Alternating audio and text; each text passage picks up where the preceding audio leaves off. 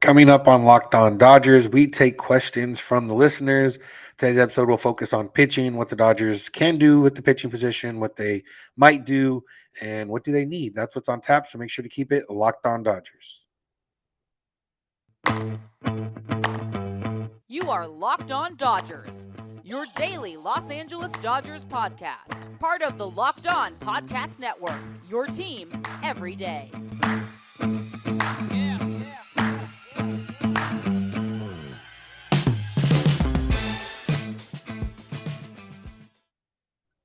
Yo, Dodger fans. Welcome to Locked On Dodgers. We are part of the Locked On Podcast Network, the number one local sports daily podcast network. Locked On, your team every day.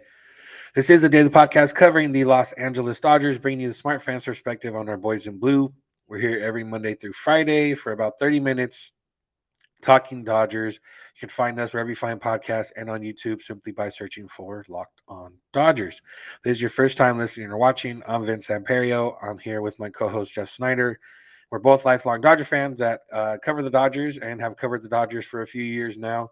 And one of those ways being this here podcast where we join you every Monday through Friday. And we're here to talk about the Dodgers today. For those that celebrate, happy Thanksgiving to everybody. We talked about what we're thankful for on yesterday's episode.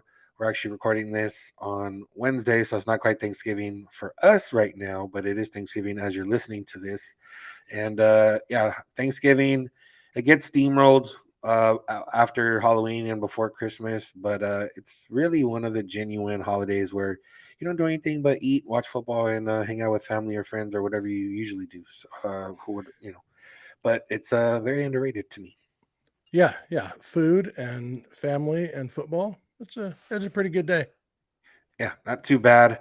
All right, so we put out a call for questions from you guys. You guys responded, gave us some good stuff to talk about. So today we're going to focus on some of the questions that involved pitching, and let's just get right into it. There was no news as of Wednesday noon.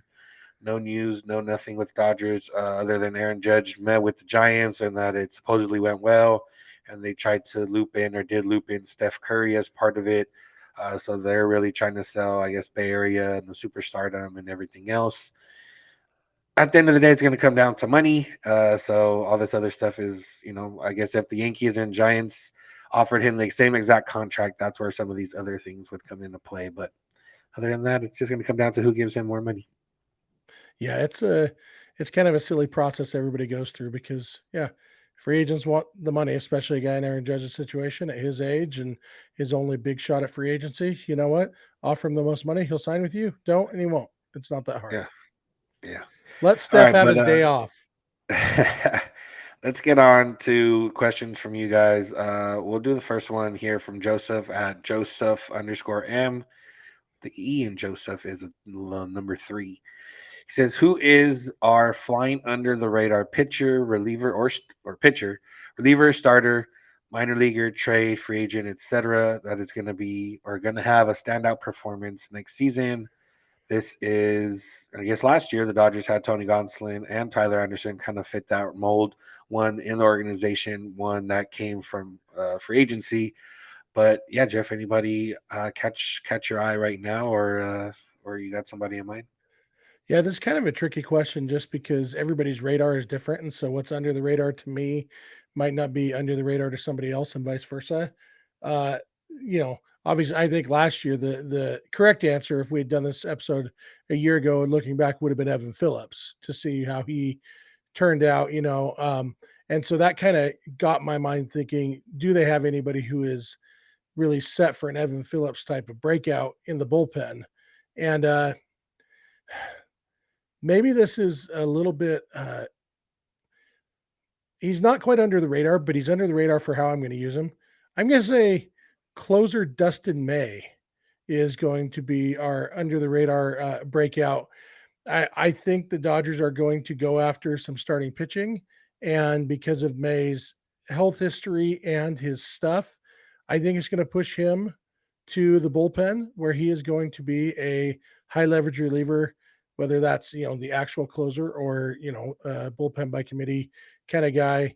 But I think Dustin May is going to break out as a relief pitcher in 2023, and yeah, really kind of set himself apart and create a new path to superstardom for himself.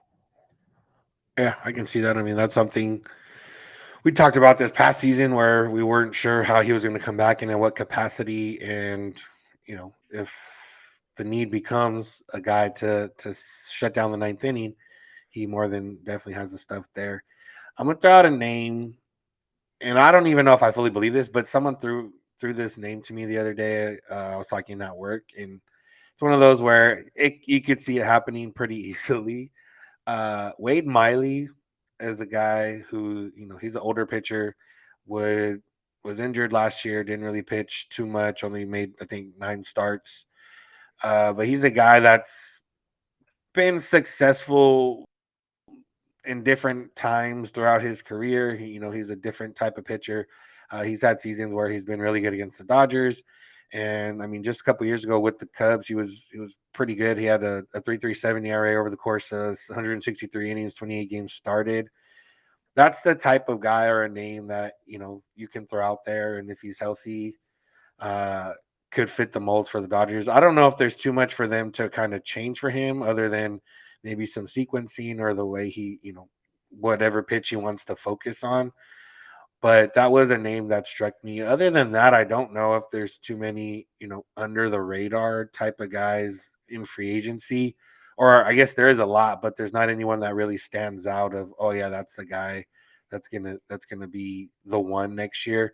I think when it comes to like in the Dodgers organization, I think Michael Grove really showed a lot last year, and kind of just being thrust into a couple spot starts, especially his first one of his career.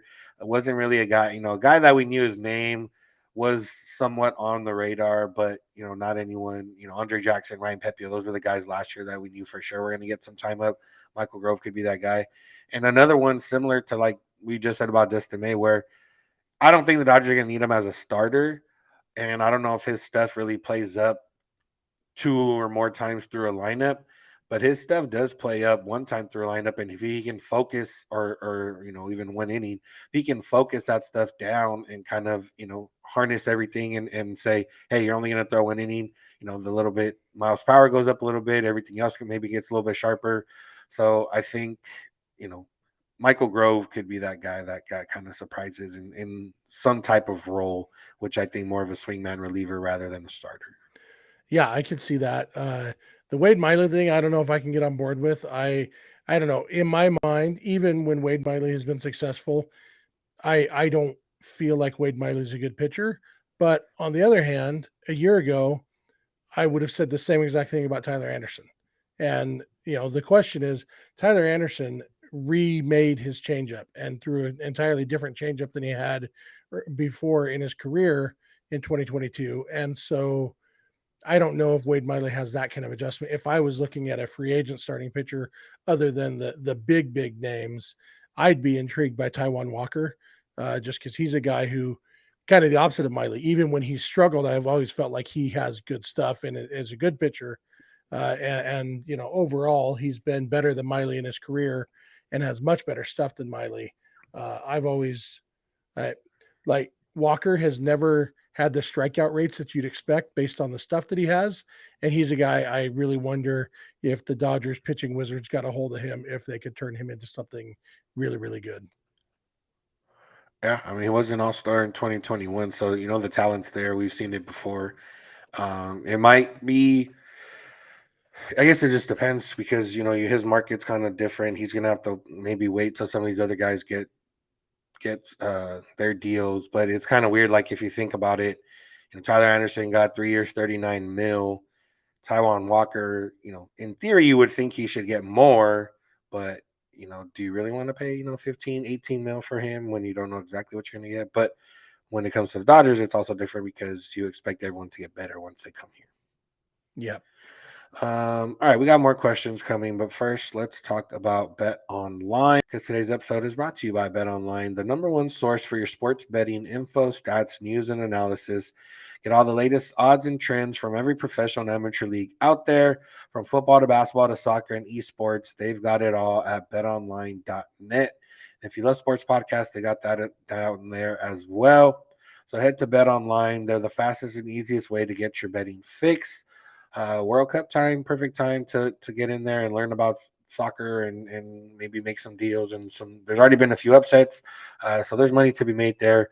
Check it out, betonline.net on your laptop or mobile device. Learn more. Bet Online, where the game starts. All right, Jeff. I'll just keep going with the questions here. There's no reason to switch off.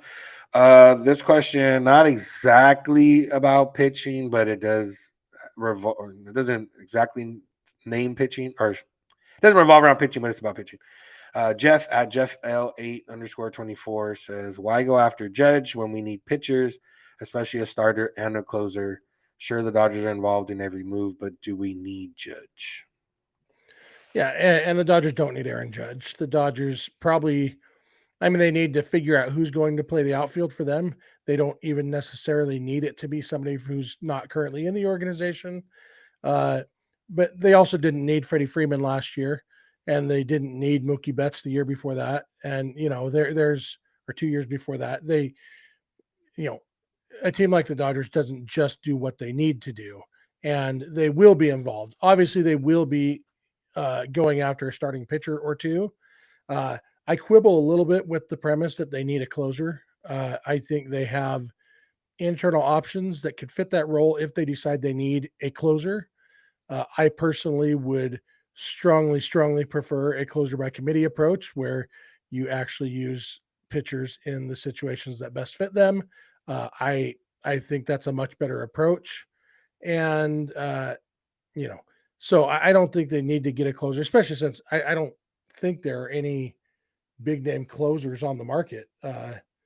I'm let's Kelly see, Edwin Jansen. Diaz, Kenley Jansen, and Craig Kimbrell, I think, are the two biggest name closers on the market. So, yeah, beyond that, I don't think they need a closer.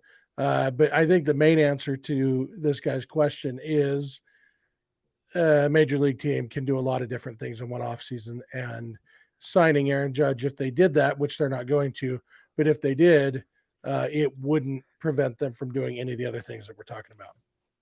Yeah. The other part too is we've talked about this before. Is everyone's like, "Oh, we need pitching, we need pitching, we need pitching," and yeah, you do need pitching. But I don't know when I don't ever watch the Dodger playoffs or watch a Dodger season as it comes to an end.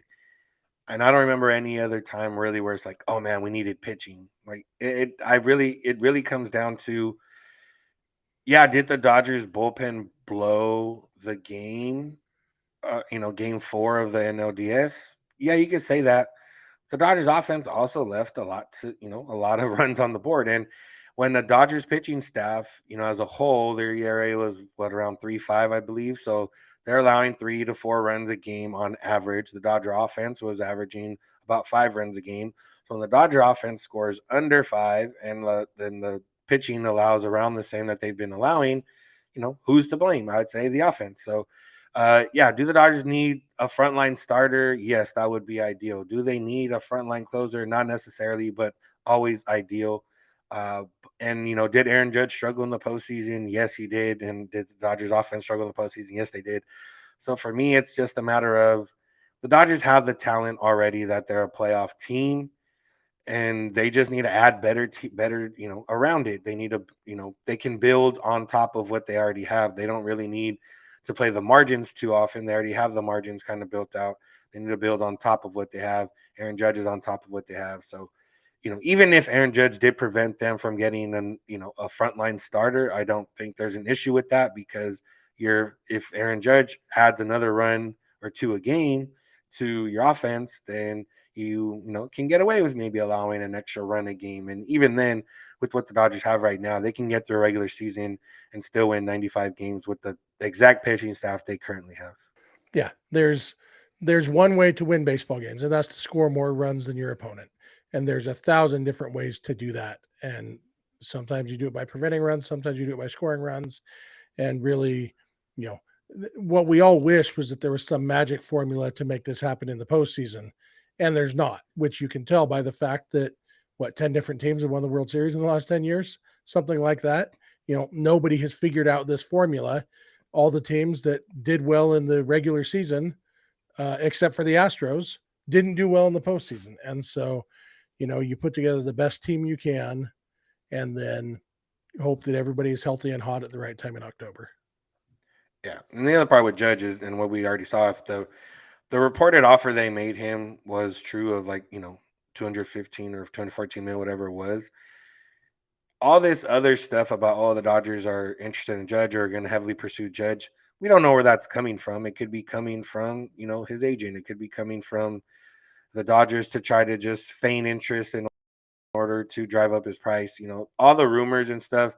Obviously, we're going to talk about it, but at the end of the day, we don't know where the source of a lot of those rumors are. So if Mark Feinsand from MLB.com is saying, oh, the Dodgers are going to heavily pursue Aaron Judge, who told him that? And that's really what it comes down to, of who told him. If it's John Heyman, we already know who told him. It's Scott Boras told him. But everyone else, you don't know exactly who. Not everyone has that direct line. And for a guy like Mark Feinsand, who doesn't really report on the Dodgers and hasn't really broken Dodger news in the past, it's probably not coming from the Dodgers side. In that sense, it might be coming from someone else's side in order to drum up interest in their client. So there's a lot to be taken with these rumors, a lot of salt to be taken with these rumors. Yeah, or it can be coming from nowhere and they are just trying to bolster their reputation as insiders. John Heyman on Tuesday was on the radio in Chicago and he was talking about Justin Verlander. And if you actually read what he said, basically he only reported one bit of, quote unquote inside information, which was that Verlander's looking for a Max Scherzer type deal. The source on that was Astros owner Jim Crane's public comments. Thanks, insider John Heyman. And then it comes down to at the end, he said, but we do know that Verlander's going to want a lot of money. And so it's going to be either the Dodgers, Giants, Yankees, Mets, or Astros. So basically, this insider's information was parroting public information and then saying, and he wants a lot of money, so it'll probably be a team with a lot of money that's going to sign him. So, yeah, insiders often, sometimes they have inside info and sometimes they are just pretending they do. Yeah. All right. We got two more questions, but real quick, thank you for making Locked On Dodgers your first listen of the day every day. Check out Locked On Sports today for your second listen. From the games that matter the most to the biggest stories in sports, go beyond the scoreboard and behind the scenes with local experts and insights only Locked On can provide. Locked On Sports today, available wherever you get podcasts and on YouTube. All right, Jeff, we got two more questions around starting pitching. One has to do with a Dodger, that current Dodger, and one has to do with someone that could be a Dodger in theory. We'll start with Nick Loco's question at Just BSB, please. He says, when do the Dodgers start Julio Urias extension talks? Oh, hopefully that's something that's on their radar and that they're going to try to do. But the big elephant in the room there is that Julio is a Scott Boras client, and Scott Boras clients generally don't do extensions. They generally go to free agency, and uh, doesn't mean that it couldn't happen. And the agent does work for the player. If Julio wanted to do an extension with the Dodgers, they could. And so a lot of people have the impression that Boras won't let his players do anything. That's not the way it works. It's just simply the fact that players generally hire Scott Boras as their agent because they agree with his mindset of which includes don't sign an extension, go to free agency. You can negotiate with all 30 teams. And then if you really want to come back to the Dodgers, you can, but you're going to maximize your dollars. And so I think the short answer to when do the Dodgers start extension talks with Julio is never. The Dodgers will start talking to Julio when he becomes a free agent because that's what he probably wants to do.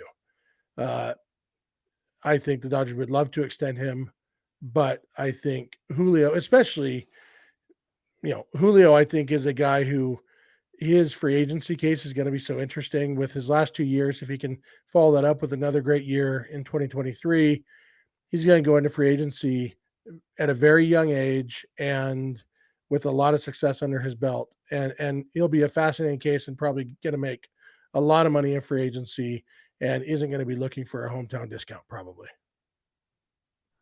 Yeah, I guess for me the question was when do they start extension talks? Last year is when they, probably did and should have started extension talks, just for the simple fact of, hey Julio, are you interested in extension? Yes or no? And if it's yes or maybe, then you go into okay, what could that look like? We haven't heard anything, but realistically, we don't really ever hear about these things until after the fact, anyways, or if they come out and publicly say I don't want to negotiate once the season starts or whatever the case, like, with Trey Turner, or we did find out it was reported that the Dodgers didn't actually make a formal offer to Trey Turner before last season. But whatever the case is, I mean, it's one of those, we've talked about Julio a lot already this offseason, and it is interesting because he has number one starter stats. He's, pitched like a guy that's a number one starter. He hasn't always been the number one starter. This last year he was after Walker Buehler went down, and it's one of those where I guess it just it's going to depend on him and kind of what he feels like. We've seen a lot of think pieces written about Julio and the situation, and them pulling him out of starts early or him being used in different ways in the postseason instead of just a straight starter or whatever the case is. And does that actually affect him? Does he actually feel, disrespected? Does he whatever? He's been very much the guy that, under the company line of I do whatever the team needs me or whatever they ask of me, which is, great. But you have to imagine it might bother him a little bit, or it might, be like, oh man, I wish the Dodgers would let me go 7 innings every time, or at least have the ability to go 7 innings every time. And it's, one of those things where it could go really well for him, and he could become a guy that throws 6 7 innings every time out, and maybe gets those extra votes in the Cy Young race because he has those extra innings. He's closer to 200 innings rather than 165 or whatever he finished at this year. It could also go the other way where that third time through the lineup does end up biting him or does end up hurting him, and his ERA does take a little spike up if he struggles early on, going later into games. So it's one of those where for the Dodgers, they would like to sign him back, but realistically, they're not going to sign him to number one starter money because when they have everyone healthy, he is not their number one starter. And it's another thing, another year removed from getting away from 2020 and all this other stuff and the new CBA and everything else. So there might be more money on the market next year. All in all, to say, like I said, if there was going to be extension talks, they should have started last year. We don't know if they have or haven't, but realistically, Julio's going to hit free agency, and who knows what's going to happen at that point. Yeah, and 2023 probably is not going to be the year that the Dodgers start letting him pitch deeper in games because he's going to be pitching in the World Baseball Classic in spring, which means he's already going to have more innings on his arm than he normally would have. And the Dodgers are still going to be planning on playing all through October. And so, if anything, they might actually be a little bit more cautious with his usage to make sure to save his bullets for the postseason. And yeah, so and that might affect where he wants to go, or it might, if he gets another World Series ring, maybe he's happy with that, and he does want to come back to the Dodgers. But yeah, I don't think an extension's coming. Yeah. All right. Last question from Jeremy at Young Jeremy 18 says, given his injury history, would you sign Jacob deGrom, and what type of contract would you be offering? I I mean, deGrom is so good when he's healthy that you have to be interested in him. Yeah, the injury history is concerning. I think it's maybe a little overblown, including by people like me. I in my mind, deGrom has been injury prone his whole career, but that's really not the case. He had three straight 200 inning seasons in 2017 through 2019, and then the equivalent of a 200 inning season in 2020. So basically, he was fully healthy for 4 straight years there, and he was the best pitcher in baseball for 3 of those years. It's just the last 2 years really that he has been injury prone, plus 2016. And so when you, my concern with Jacob deGrom is that just my brain tells me the reason he's so good is because he's doing things that the human body isn't supposed to be able to do. And how long is his body going to be able to do those things? And so, while there's a big part of that nags in my mind that thinks, okay, these last 2 years, this is the new normal. This is Jacob deGrom's body saying, no, you're 34 years old. You shouldn't be doing the things you're doing. People aren't supposed to add velocity the way that you did late in your career. Uh, Everything you're doing violates the laws of nature, and I, your body, am not going to stand for it. And if that's the case, then yeah, it's a scary proposition to sign deGrom. But even if they, I don't know, like Kershaw, the last 2 years has come back on a lesser deal, recognizing that his health is going to keep him from pitching an entire season probably, and it worked out well for the Dodgers in 2022. Hopefully, it will again in 2023. I don't think deGrom is going to be looking for that kind of deal, and the Dodgers are going to have to pay him as if he's going to be healthy, and it's a big risk to take if he's not healthy, especially when you factor in the qualifying offer that they'd lose the draft picks and the international bonus money, and so uh, I I have a hard time picturing the Dodgers being the high bidder on Jacob deGrom.